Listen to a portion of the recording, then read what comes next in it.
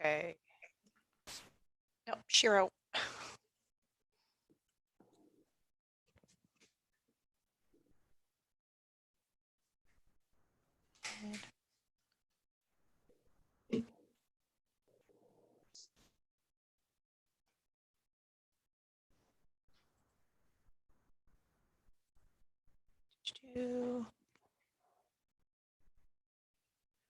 Can you hear me?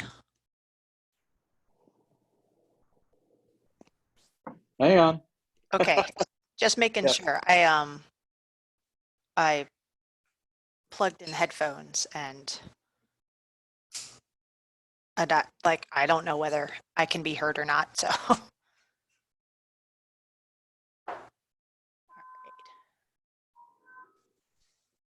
right. Doo-doo-doo.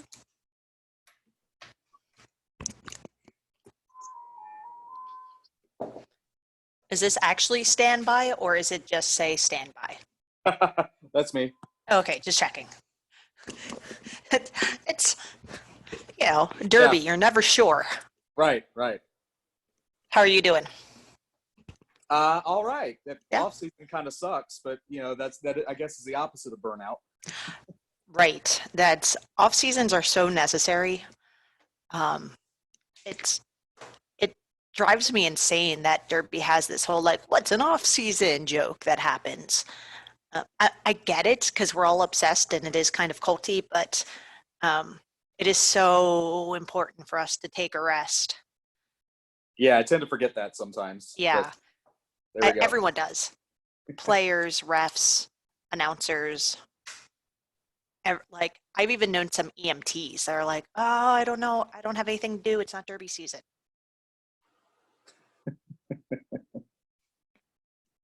Like just like save up money. Do that. Rest your voice. Rest your body.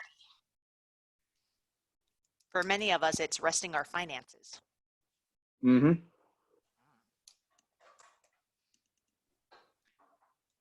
gonna wait about a couple more minutes. I figured that this was probably gonna be a small group today,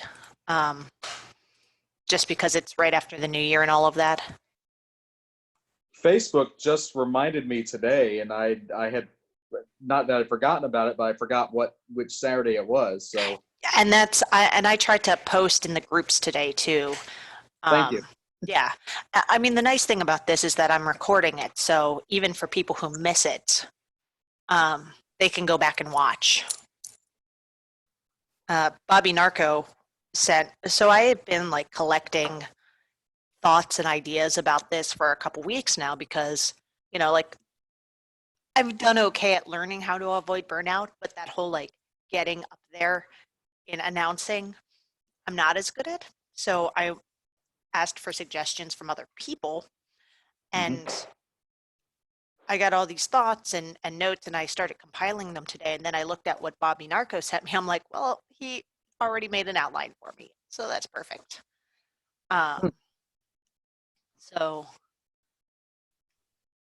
I actually put his outline in our public resources folder for AFTDA. Okay. So it is accessible for everyone, which is cool. Let me just see if I can copy this into our. Hello, Robert's iPhone. Oh, speaking of Bobby Narco. Hey. Hello. There's the chat. So, Stan, are you on a phone or on your computer? Hey now. There he is. Yeah. I'm on an iPad myself, but Okay. So in the chat, I just put the Google Drive, which is the like all the public files that we have right now for AFTDA. oh yeah, I see the chat now. Yes, Zoom is one of those things that it's great once you learn it, but there are still like little quirky things. Well, last one I was on my phone, and as I was driving around, and the phone one is totally different from the iPad one so far. So Yeah, I've not used the phone one. I know some friends who have, but I'm always on my laptop. It's just easier for me. Mhm. Great. Well, what we'll do is we'll just get going. Like I said earlier, this is being recorded. So anyone who's not on here today, because it is the new year, and I'm sure everyone's got other things going on still, they can go back and watch this. Um, I don't I don't think that the chat's going to be available for view, so I'll just have PR Armageddon put our Google Drive in the comments on this. So hello and welcome. I knew it would be a small group, and that's okay. I am Mary Khaos. Who else do we have on? Stan just muted himself, so we've got Stan by, and we also have Bobby Narco. Um, so we wanted to do something for the new year about avoiding burnout. This is the time of year where we're all putting together our schedules and we're setting our goals and we're trying to figure out about what's next. And what we can do quite often in roller derby is overextend ourselves and overcommit, and we don't want to disappoint people. And then at the end of the year, or sometimes even halfway through July, I see it a lot from people. Oh, when I talk to them at RollerCon, people that are just spent. They're mentally exhausted, they're physically exhausted. And this is in every area of derby, whether it's playing, photographing, announcing, reffing. For those of us who are insane that do a combination of things, it's really easy to overload yourself. So AFTDA wanted to at least start this conversation of what can we do to avoid burnout and what can we do to make sure that we're fresh and positive throughout the year, and also that we're still meeting our goals. So like I said, in the drive, we have this beautiful outline and bullet points that Bobby Narco made for us. So thank you, Bobby. That's amazing. I have been sourcing ideas and information from other people within the Derby community for a couple weeks now, and everything that anyone else had brought up to me, Bobby had already put in this outline. So it was nice for me that I didn't have to retype any notes. And it's already well organized for you all. So I'm going to be working my way through that. I'm going to jump around a little bit throughout this, but that's okay. First thing that I want to talk about and bring up is the idea of goal setting and being realistic about things. It is not a realistic thing to set your goals based on someone else's expectation. This is something I've learned, most of us have learned this throughout the year. As I was doing health training, I used to say to my clients, don't make your main goal to be selected for the charter, right? Because when it comes down to it, you don't have the final say on that. You can only control what you can control.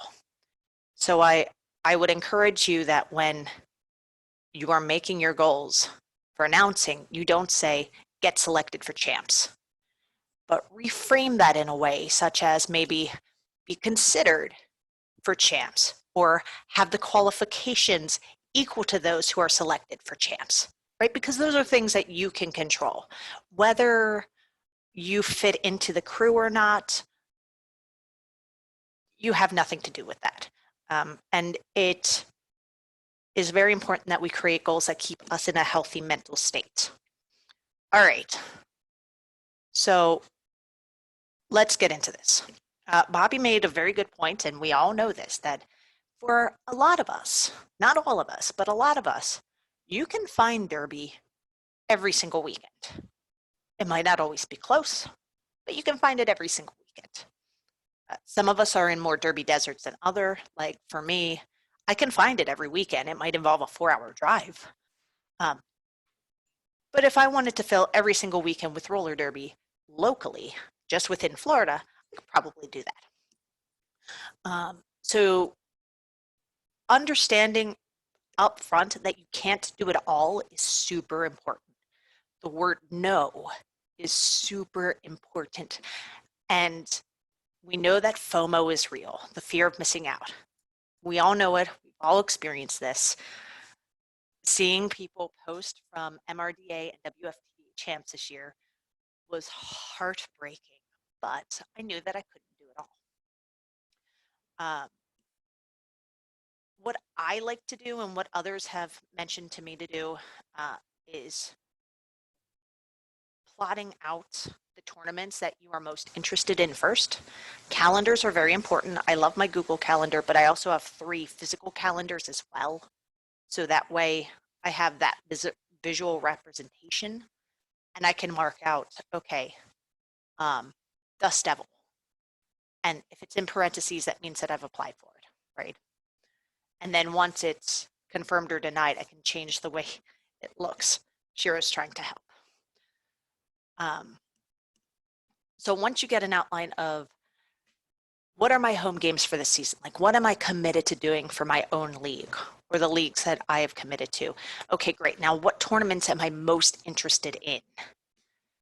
Then you can go into how much vacation time do you get, right? Because if you work a Friday, Saturday job like I do, you can't take off half of the year. You can't take off 15 weeks. You have to plan. And that means you start to have to, okay, well, I can't do that home game, or I can't apply to that tournament, or that tournament's 3 days long. So knowing how much vacation time you get, if you get any, many of us are in jobs where we don't get vacation time. So knowing your budget and knowing how many days of work you can miss. When does your vacation time accrue? If you are in a situation where colleagues have to cover for you, Bobby recommended bringing back little gifts and things like local cookies or candy or coffee that you can gift to the office or wherever you're working to kind of make them go, well, you were gone, but it's fine. Once you have that mapped out, knowing how much you can afford. Tournaments are a lot more expensive than we like to believe they are. Even local derby can be expensive. You can be missing time. Some of us have to drive to get there. And then there's also, we don't think about it, but if you're gone for an entire day, are you buying 2 meals? Are you buying 3 meals? Are you buying any meals? Are you going to the after party afterwards? Are you taking a lift from the rink to the after party and back? These little nickel and dimey things really add up over the course of the year. For tournaments, it's cost to travel, your hotel room, food for the weekend, and even the best laid plans. I've gone to tournaments where I've driven and brought food for the entire weekend. And do you know how much of that food I eat? Not a lot. Because tournaments are mentally exhausting. And at the end of the day, sometimes you just want a hot meal with your friends, and that's fine. You just have to work that into your budgeting. Things you can do to soften the blow. Hotels or Airbnbs that are closer to the venue. A lot of times also the host venues are not the best option, right? When we're looking at budgeting, the host venue might be beautiful and it might be close to the venue, but in comparison to the Airbnb that's 2 blocks further away, or the other hotel that's 3 blocks further away that you can still walk to, or get a cheap ride with a friend who's coming with you, balances out. So you got to look at that too. I also look at, does the hotel have breakfast? Because being sharp in the beginning of the day, especially for announcers, we need to eat before we get going. Or for some of us, having that coffee or tea to really spark us.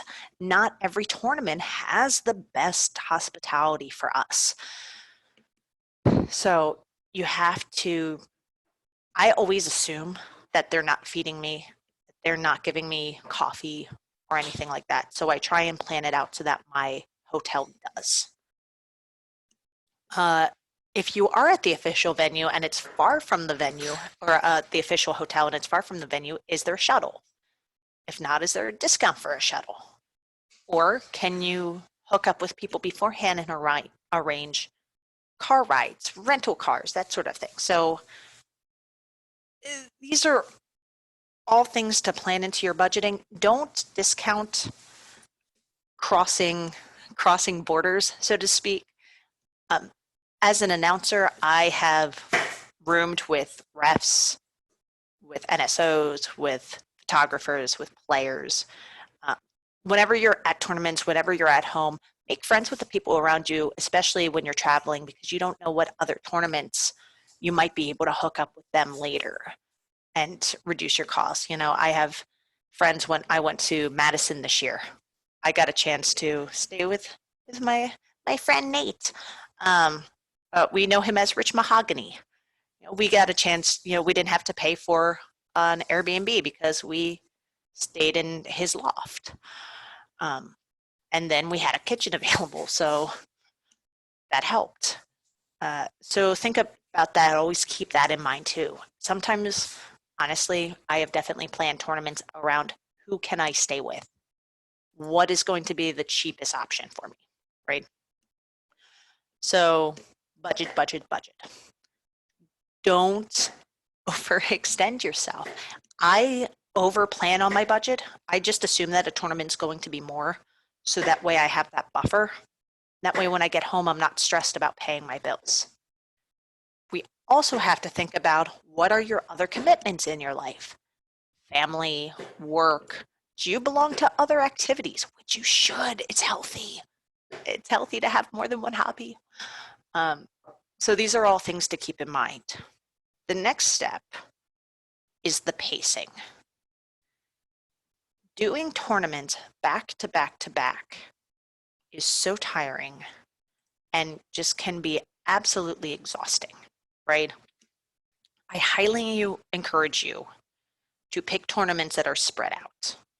You do not need to do 18 tournaments in a year in order to get selected for postseasons. The average I've been seeing is between 3 and 7 tournaments. If you live in a place like I do, which is a desert, if you live in a derby dense area, you don't have to do as many tournaments, because chances are the people that are involved in the planning of other tournaments are nearby you. You can connect to them on a regular basis.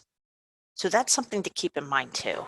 If you're working every weekend with people like Lightning Slim or Double H or the infamous Bobby Narco, right? You don't have to do as much traveling, because you're getting great experience and you're getting to work with high level announcers and connected announcers every weekend that you want.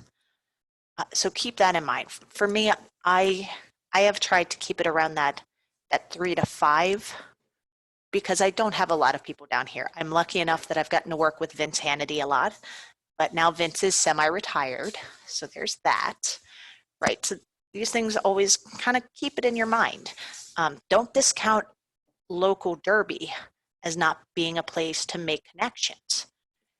For many people, that's where the best connections are made. So pace yourself. You can't do it all. There are many calendars out there to help you pick and choose. If you are a person that needs that accrues vacation time, keep postseason in mind, right? You have JRDA champs in July, MRDA qualifiers in August, both in Europe and in the States, WFTDA Continental Cups in August, WFTDA playoffs in September, MRDA champs in October, which usually is back-to-back with B-team champs, and also the WFTDA champs in November. So here's the other cool thing.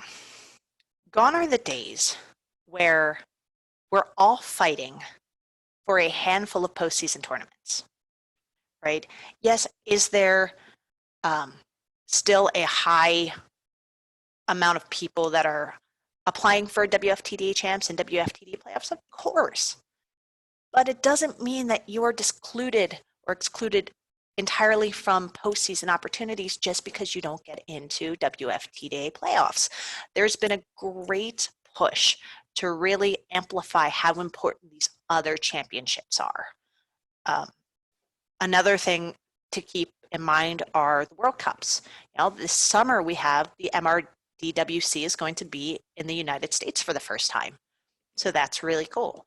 We'll be keeping an ear out for the next Women's World Cup as well. So putting priority on more than 1 or 2 tournaments as your I must get in can also help your mental state as well, as far as not burning out.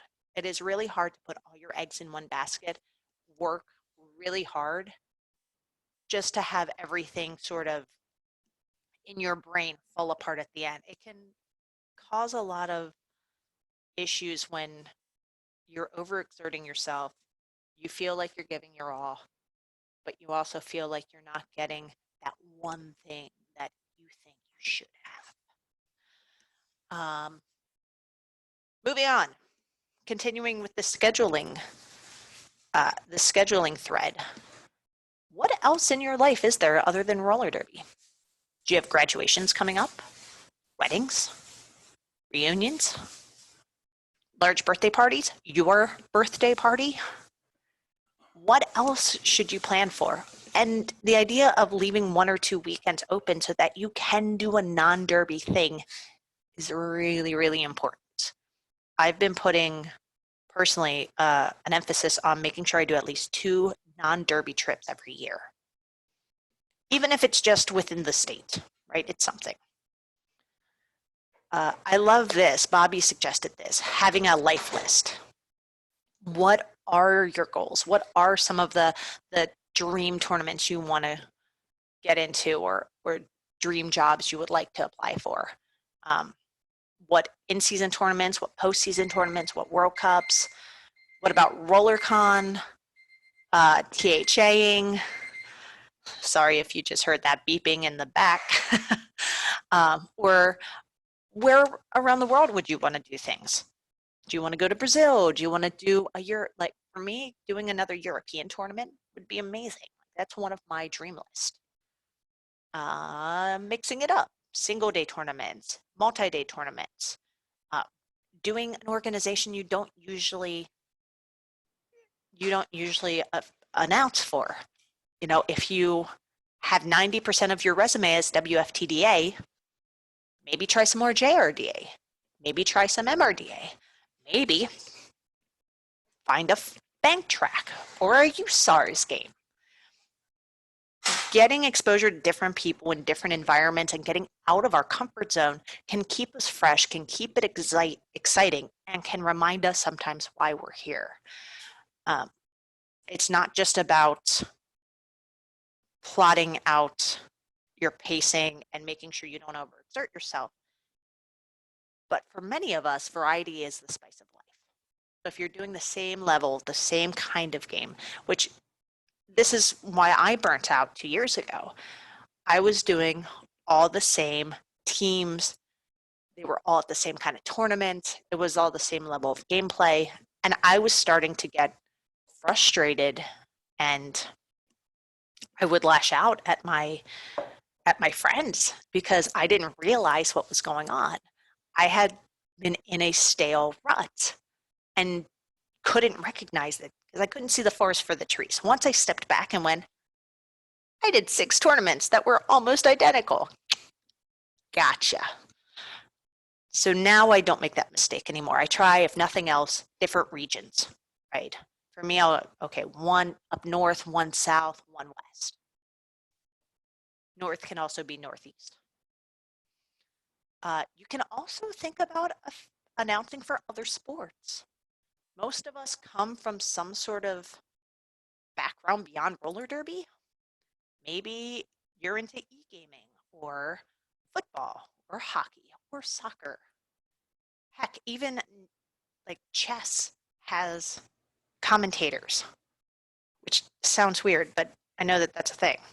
I know many people that are into wrestling announcing, that sort of thing.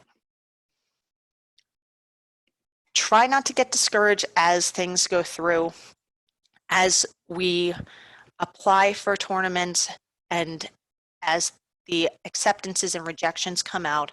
It is very easy to get down on yourself, especially if you've worked really hard or you have a lot of games on your resume. Trust me, I know it. But again, you are not in full control. It's hard for us to accept sometimes that we don't have the last say. And no matter how good we think we are, or how good we might be, or how good we've been in the past, maybe there's more than one reason why we are not selected for a thing. Maybe we don't fit in the crew. Maybe the THA just doesn't know who we are. Maybe the THA had a negative experience with us 4 years ago and that's still in their brain. Maybe the THA just didn't have room. Or they need more broadcast specific announcers and you're really good at house or interviewing. So there are a lot of things that go into these decisions. So don't be too hard on yourself. Resentment is toxic. It's counterproductive. Be happy for other people's accomplishments. You are allowed to be sad. Let me say that too. You are allowed to be sad. Take your time, be sad for a few minutes, and then keep going, right? Because it's not going to change anything anyway. So learn from your mistakes as well. That's something that's super important. That will help the mental state and keep you from burning out overall. When someone brings something to you, don't put up the wall. The first thing that is very easiest for us to do is, well, I did this because, and we get defensive and we try and throw back. And we think that we're explaining ourselves. We're thinking that we're trying to get that person to not look down at us. But what it comes off as is defensiveness and rejection of the feedback. So if you get feedback on how to improve, listen, acknowledge, go and think about it, right? Because not every feedback that we get is going to be great for us. And I know that, and so do you.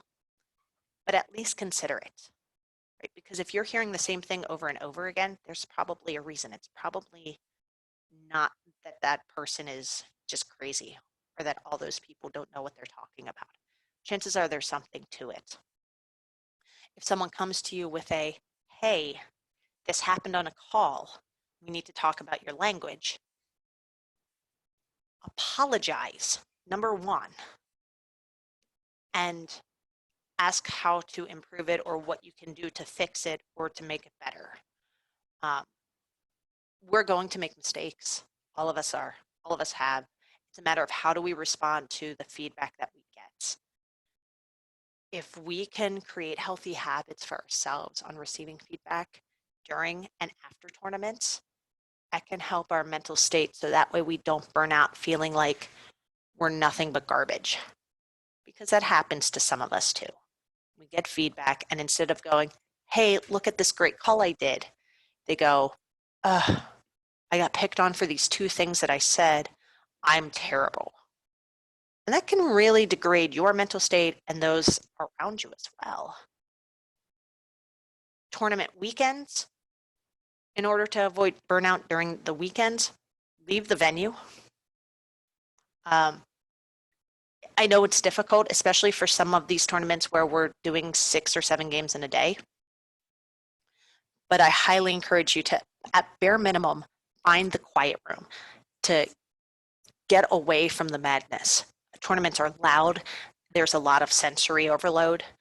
Find the quiet room, but if you can even just take during one of your off calls, walk around the venue, get some fresh air, sit outside, have a cup of coffee, go to the cafe across the street, meet a new person, find some souvenirs.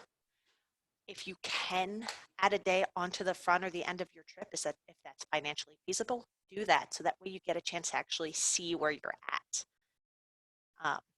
especially if you've never been there before. I've discovered some great places just having a couple days before or after, especially on big trips, right? If you're flying halfway across the world to Barcelona, schedule in a couple extra days to actually see the city.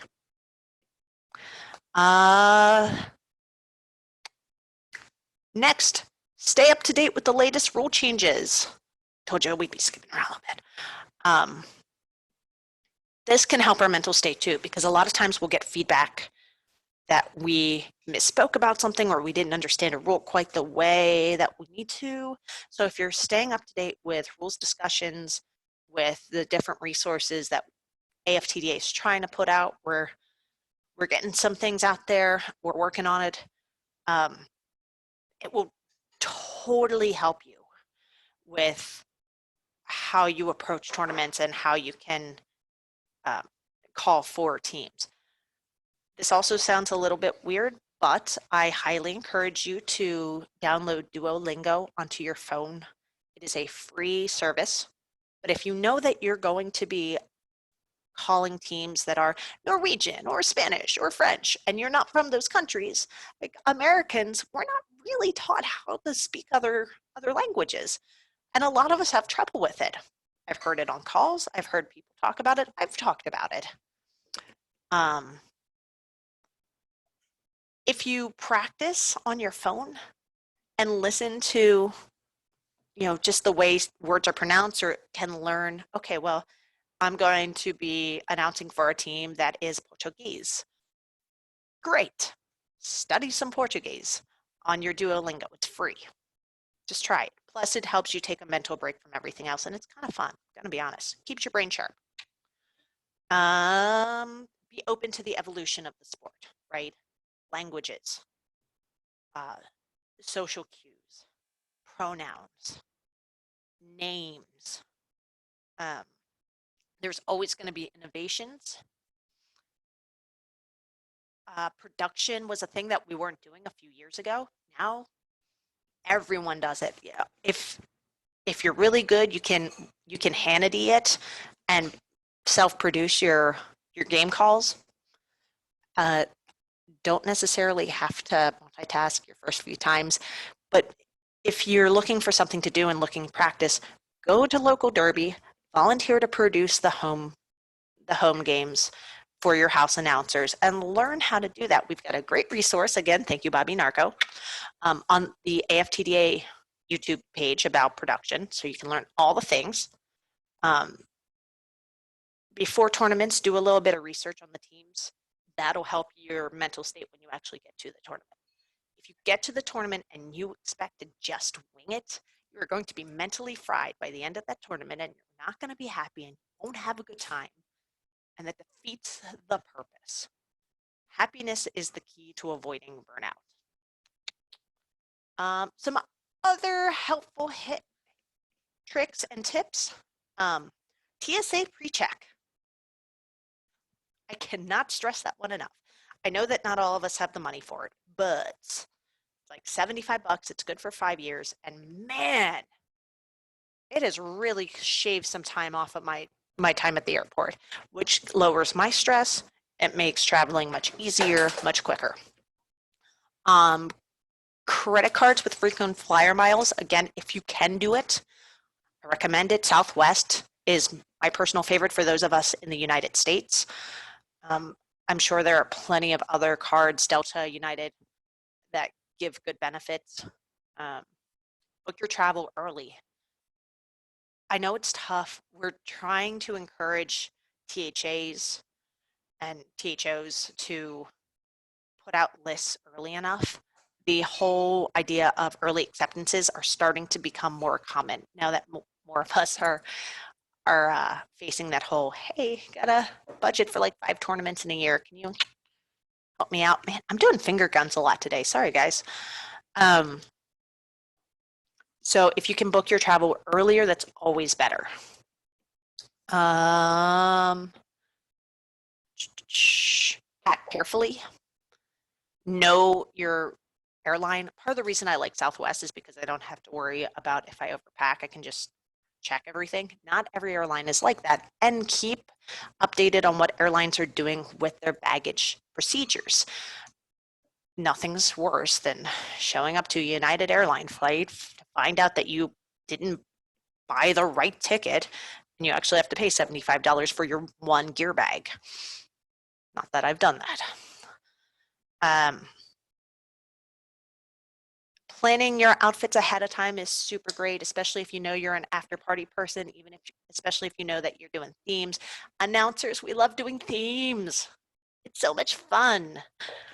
So, talk about that with your crew ahead of time. That way you can properly plan and you won't overpack and you can just go and know exactly what's up. At the end of all of this, have fun. This is all about having fun, right? If at any point you think to yourself during a weekend, I'm not having fun anymore, either you've overbooked yourself, um, you've overexerted yourself during that weekend, or maybe you just need a break. It is okay to retire because we all unretire all the time. Players, announcers. Um, I love talking. I think for 3 years, Piggy Fatness was saying, "Oh, I'm retiring. Oh, I'm retiring. Oh, I'm retiring." I think he finally did retire, but it took him like 3 seasons to actually do it. And that's okay. And sometimes he still comes for home games, apparently. So it's cool. This is our hobby. We don't get paid for it. We're just all trying to do our best and support each other. So keep that in mind too. Yes, sometimes we have bad days. Sometimes we're upset. Sometimes we want to complain. But be careful, be tentative, think before you speak. Those of you who know me know that that's one of my major flaws. So sorry about that. But also understanding your weaknesses and what you can improve on for the future. Um, and if nothing else, try and find a safe zone at every tournament you have, whether it's a person or a wall you can yell at or um, a place to zen. I highly recommend the meditation over yelling. Yelling doesn't help anyone. Plus, then you use your voice more, and that's bad. That's the other thing. Take care of yourself during your weekends. Plan that out. I always bring extra tea with me. Even if I don't know if I'm going to be able to brew it there or if I know that the THA has it covered, I always bring extra just in case because it makes me feel better. And whatever you can do to reduce the stress on yourself going into a home game or a tournament is top notch. All right, so that's pretty much all I had. I know that I just rambled for a half hour, but that's a-okay. Um, Bobby or Standby, do you have anything else to add? I'm trying to unmute you. It's not working. No, this has all been pretty helpful. I can't think of anything at the moment, at least. Cool. Well, if nothing else, if anyone who goes back and watches this video, if you have any questions, you can always put it in the comments and we'll get to it. Bobby, do you have any other thoughts?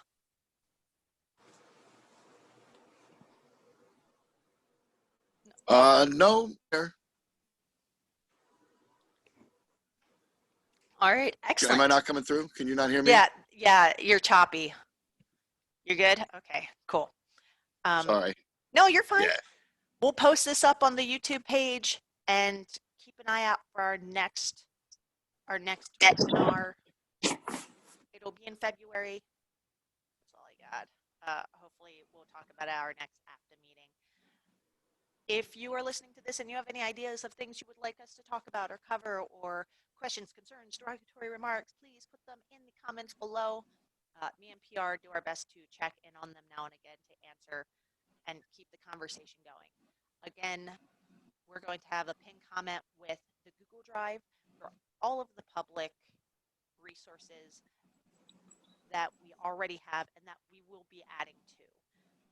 Keep our eyes out for that, and thank you so much for joining me. Thanks. There's him.